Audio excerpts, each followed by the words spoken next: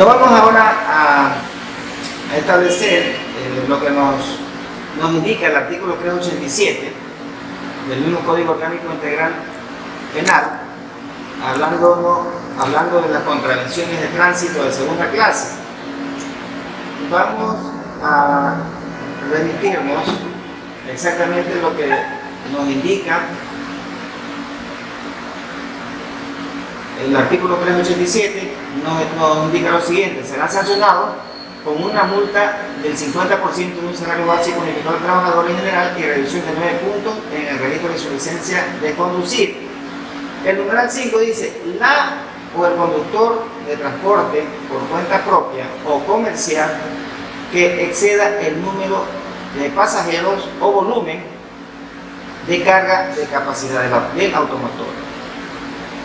Hay señores vigilantes que están realizando citaciones a los conductores de sus vehículos particulares que llevan una persona más de la capacidad que le permita la matrícula. Por ejemplo, usted va en su vehículo auto y generalmente en la matrícula le establece a usted, además del conductor, 3 personas en la parte posterior de su auto y una adelante, 4 más el conductor, 5. Pero a veces los conductores llevan 2 personas adicionales, 3 personas adicionales. Entonces los vigilantes vienen y le hacen la citación a ese conductor. En ese momento le aplican el artículo 387, numeral 5, que lo vuelvo a repetir. Ojo, establece lo siguiente el artículo 387: la o el conductor de transporte por cuenta propia o comercial que exceda el número de pasajeros. En el momento que un conductor es detenido en su marcha por llevar 7 personas dentro de su auto particular, no está incurriendo en la falta que está establecida en el artículo 387, porque ese vehículo es un vehículo particular y la ley está sancionando solamente a los vehículos de transporte por cuenta propia o comercial. En el presente caso, ese conductor es un vehículo que la matrícula claramente lo establece, que es un vehículo particular. Entonces no corresponde que el vigilante, o mal procedimiento sería que el vigilante le coja la licencia y le proceda a hacer la citación a un vehículo que no está, la sanción que no está tipificado en el Código Orgánico Integral Penal ni en ninguna ley. Entonces a los señores jueces tampoco le corresponde, dentro de una impugnación que haga el conductor, más bien le corresponde al señor juez ratificarle la inocencia a aquel conductor que en derecho le corresponde y que es exigible como administrador de justicia, le ratifique la inocencia a estos señores porque son mal citados, como se los estoy demostrando. Asimismo, en el artículo 51 de la Ley Orgánica de Transporte Terrestre, Tránsito y Seguridad Vial, que está en vigencia, establece las clases de servicios de transporte terrestre. Y vemos que ahí se establece el público, el comercial, por cuenta propia y particular, ¿no? Y al respecto, la Constitución de la República, en el artículo 76, numeral 3, establece que nadie podrá ser juzgado ni sancionado por un acto o omisión que al momento de cometerse no esté tipificado en la ley como infracción penal, administrativa o de otra naturaleza. Se le aplicará una sanción no prevista por la Constitución o la ley. O sea, ni se le aplicará una sanción no prevista por la Constitución o la ley. En el presente caso, aquellos vigilantes que están haciendo esa clase de citaciones están contrariando lo que expresamente está estableciendo la norma antes indicada. Si usted, por ejemplo, va en su carro particular y lleva a 2 personas más de lo que le permite su matrícula, no aplica, no puede ser sancionado porque en la ley no está tipificada la sanción para los vehículos particulares. Ahora, avanzando un poco, vamos a ver lo que establece el Código Orgánico Integral Penal en el artículo 391, refiriéndonos a las contravenciones de tránsito de sexta clase. Dice: será sancionado con multa equivalente al 10% de un salario básico unificado del trabajador en general y reducción de 3 puntos de su licencia de conducir. ¿Quiénes? Veamos el numeral 3. La o el conductor que invada con su vehículo las vías exclusivas asignadas a los buses de transporte rápido. En plena oposición, contradiciendo el Código Orgánico Integral Penal, formando antinomía jurídica, el muy ilustre Consejo Municipal de Guayaquil expide la tercera reforma a la ordenanza reformatoria y codificación de la ordenanza que crea y reglamenta el sistema integrado de transporte masivo urbano de la ciudad de Guayaquil. En el artículo 5 dice: el conductor que en general que ingresare, invadiere o obstaculizare el carril exclusivo del sistema de metrovía será sancionado con multa equivalente a un salario básico unificado del trabajador en general y en caso de reincidencia será de 2 salarios básicos unificados.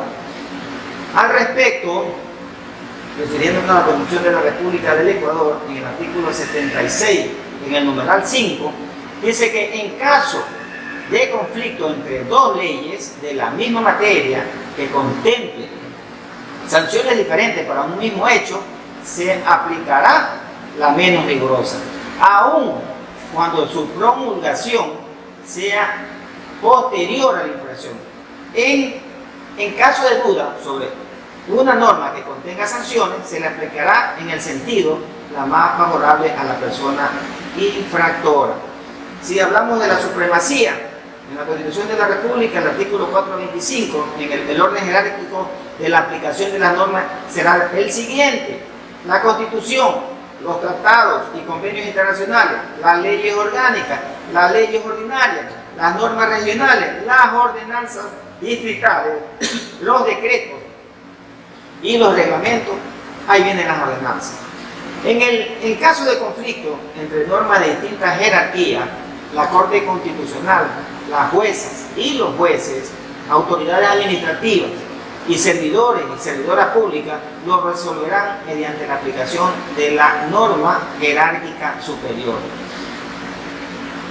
La norma jerárquica superior en el presente caso, señores oyentes, es el Código Orgánico Integral Penal, y los competentes para resolver las contravenciones de tránsito solo son los jueces de contravenciones, como lo determina el Código Orgánico Integral Penal en el artículo 644. Actualmente, contrariando todo lo establecido en la Constitución de la República, como lo he demostrado en este momento, se ha creado una ordenanza municipal donde usted, por algún momento dado, usted invada ese carril exclusivo, usted va a ser sancionado con 2 remuneraciones básicas que contraría lo que establece el Código Orgánico Integral Penal, que solamente dice el 10% de una remuneración básica. Ley expresa, determinada en el Código Orgánico Integral Penal. Sin embargo, se crea otra ley paralela de menos jerarquía, como una ordenanza municipal, y donde lo más grave de todo esto, violentando expresa norma constitucional que acabé de leer, se crea una solución de conflicto en la Agencia de Tránsito Municipal para ellos sancionar, porque a usted no le van a garantizar ninguna favorabilidad, como lo establece la ley, en cobrarle la multa establecida en el Código Orgánico Integral Penal, en el supuesto que se lo sancione, que debe ser sancionado con lo que establece el Código. No, ellos le cobran 2 remuneraciones básicas de 2 remuneraciones básicas del trabajador en general, que no es lo que está establecido en el Código Orgánico Integral Penal. Insisto, señores oyentes, la norma jerárquica superior en el presente caso es el COIT, y los competentes, los únicos competentes para resolver las contravenciones de tránsito son los jueces, no los mismos señores de ATM. Ahora, refiriéndonos al artículo 391, en una contravención de tránsito de 6ª clase, se dice la norma será sancionado con multa equivalente al 10% de un salario básico unificado del trabajador en general y reducción de 3 puntos en su licencia de conducir.